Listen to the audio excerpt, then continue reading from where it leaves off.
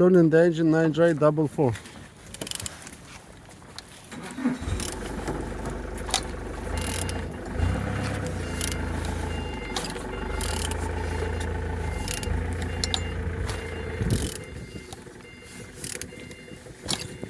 All turning good, all compression complete. On the front, all looks good as you can see, no damage, no broken.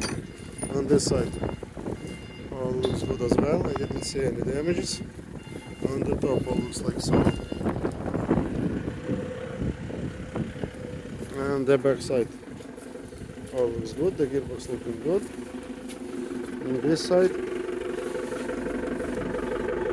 all looks good, alternator looking good, turbo is in good condition, and underneath all looks like so. Turning the engine 9J44. Thank you.